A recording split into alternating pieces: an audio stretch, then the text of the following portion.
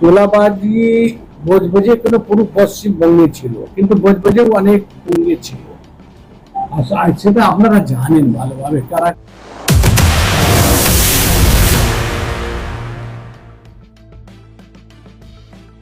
বজবজ বিধানসভা কেন্দ্রের গোবরঝুড়ি অঞ্চলে অবস্থিত বিবিআইটি কলেজে এক বিশাল সাংবাদিক সম্মেলনের আয়োজন করা হয়। উপস্থিত ছিলেন কলেজের চেয়ারম্যান জগন্নাথ গুপ্তা। সাংবাদিকদের মুখোমুখি হয়ে তিনি নবগঠিত সরকারকে স্বাগত জানান এবং সরকারের ঘোষিত বিভিন্ন উন্নয়নমূলক কর্মসূচির ভূয়সী প্রশংসা করেন। সাংবাদিক সম্মেলনে জগন্নাথ গুপ্তা বলেন, পূর্ববর্তী সরকারের সময় তিনি বিভিন্নভাবে সহযোগিতা ও সুযোগ সুবিধা প্রদান করলেও সেই অনুযায়ী কোনো সহায়তা বা উন্নয়নের সুবিধা তিনি পাননি। তবে নতুন সরকারের ওপর তিনি পূর্ণ আস্থা রাখছেন বলেও জানান। তার দাবি, বর্তমান সরকার সাধারণ মানুষের উন্নয়নের লক্ষ্যে যে সমস্ত পদক্ষেপ গ্রহণ করছেন তা আগামী দিনে রাজ্যের জন্য ইতিবাচক পরিবর্তন আনবে।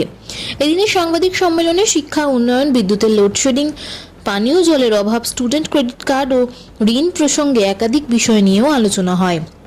নতুন সরকারের নেতৃত্বে এলাকার সার্বিক উন্নয়ন হবে বলেও আশাবাদ ব্যক্ত করেন তিনি। বজবজের বিবিআইটি কলেজ প্রাঙ্গণে অনুষ্ঠিত এই সাংবাদিক সম্মেলনকে ঘিরে এলাকায় যথেষ্ট চর্চা শুরু হয়েছে। Bureau report, 24x7 news Bengal. তোলাবাজি বজবজে কোনো পুরো পশ্চিমবঙ্গে ছিল, কিন্তু বজবজেও অনেক পূর্বে ছিল। সেটা আপনারা জানেন ভালোভাবে কারা কারা তোলাবাজি করতো, কি করতো। আমার কথা হচ্ছে কি, সরকার তো ঘোষণা করে দিচ্ছে তোলাবাজি চলবে না, নিশ্চয়ই তোলাবাজি হবে না। আপনি যে শিকার হয়েছেন, আমরা যে কোশ্চেনটা আপনাকে করেছেন, হ্যাঁ হয়েছি, কেন হয়নি? আপনি শিকার হয়েছেন? হ্যাঁ। কারা কারা আপনার কাছে বলেছিল? সেটার নাম বলতে পারবো না এখন। কিরকম কি সম্মুখীন আপনাকে হতে হয়েছিল যদি একটু বলেন? কিন্তু এটা আমাদের উপরে হয়নি তা না। আমি ক্ষতিগ্রস্ত বলবো না, আগের সরকার কিন্তু ডাইরেক্ট টাকা দেয়নি, মানে ব্যাংকের কাছে পাঠিয়েছে, ব্যাংক দেবে। কিন্তু ব্যাংকের কাছে জানেন তো, গরিব লোকরা ব্যাংকের কাছে ও গিয়ে কাজ হয় না। 50% কাজ হয়, 50% লোকরা এমনি পিছিয়ে পড়ে কে যাবে ঝামেলাতে। সরকার যদি ডাইরেক্ট বাচ্চাদেরকে যদি কলেজে করে দেয় कि ব্যাংকে যেতে হবে না, টাকা আমরা দেবো, সরকার সেটা বুঝে নেবে। हाँ, सैंक्शन सरकार करेगी, बच्चारा सरकार के बाद टाका रिटर्न देवे, এটাও হচ্ছে কথা। কিন্তু কম পয়সার মধ্যে, হয়তো ব্যাজ লাগবে না। नहीं सरकार से और क्या क्या डिमांड है शिक्षा के क्षेत्र में या और अन्य क्षेत्र? देखिए, शिक्षा के क्षेत्र में हमको तो लगता है कि शिक्षा और स्वास्थ्य तीन चीज है। शिक्षा, स्वास्थ्य, রাস্তা, জল, ধরুন এখনো অবধি আমরা জল পাইনি, কলেজে আমরা খাবার জল পাইনি। জল আমরা নিজে বোরিং করে তাকে রিসাইকেল করে ট্রিটমেন্ট করে তারপরে খাই। তো এখনো আমি বলবো কি জল পাওয়ার এই এলাকার পাওয়ার খুব খারাপ। সারা দিনে অন্তত 10 বার লাইন যায় আসে। আপনি দেখে নেবেন এই পুরো এলাকা এটাই হয়। আমি চাইবো এটা সিএসসির আন্ডারে যদি করে দিত, WBSBর সঙ্গে বাইর করে যদি সিএসসির মধ্যে করে দেয়, তাহলে লোডশেডিংটা হবে না। তো এইদিকে এখন জলের দরকার আছে। জল সংস্থা এখানেই আছে, পাশেই আছে, আমাদের ওই বুরুলের পাশে। না না, পরিষেবা পাচ্ছে না, এরা দিতে পারছে। সেটার জন্য কি আগের সরকারকে আপনারা আবেদন করেছিলেন? আবেদন মৌখিক বলেছি, ওরা সফা বলে দিয়েছে কি না, এটা করা যাবে না। কেন সেই প্রশ্নটা কি? না, কেন করে নিয়েছে? চিফ মিনিস্টার মিস্টার শুভেন্দু অধিকারীকে শত সহস্র প্রণাম। কারণ আমরা প্রত্যেকেই, আমার মনে হয়, এই পরিবর্তনটা চাইছিলাম।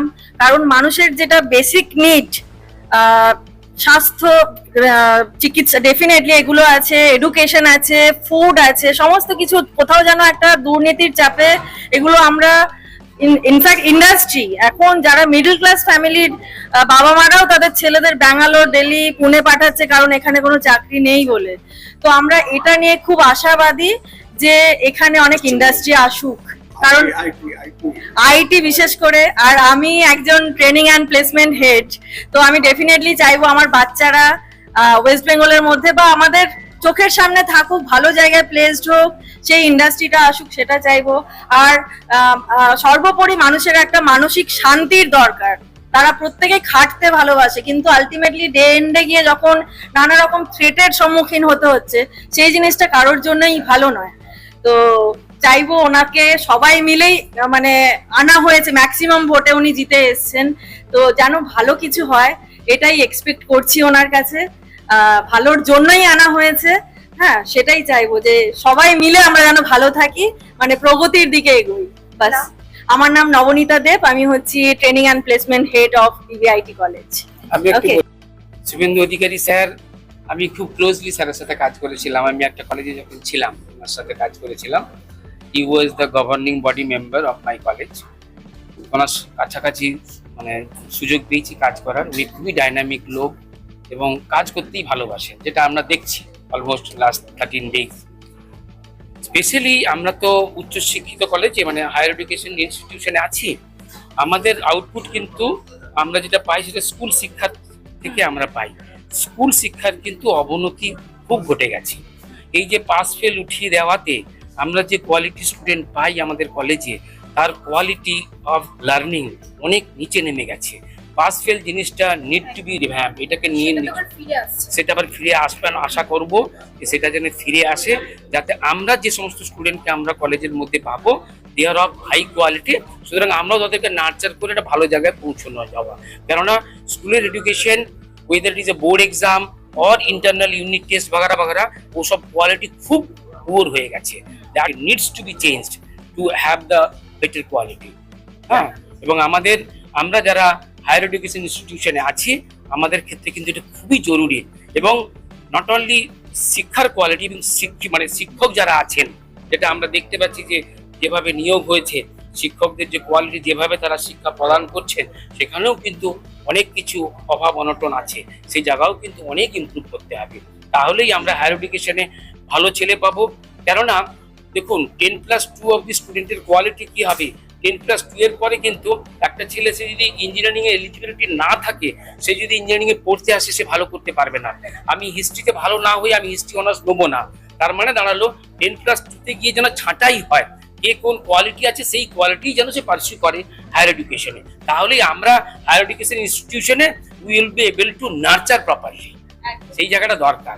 স্কুল শিক্ষাটা কিন্তু প্রচুর উন্নতি দরকার, যেটা অলমোস্ট খুবই খারাপ হয়ে গেছে। বাজে জায়গায় চলে গেছে। আমি প্রফেসর নরেন্দ্রনাথ জানা, প্রিন্সিপাল।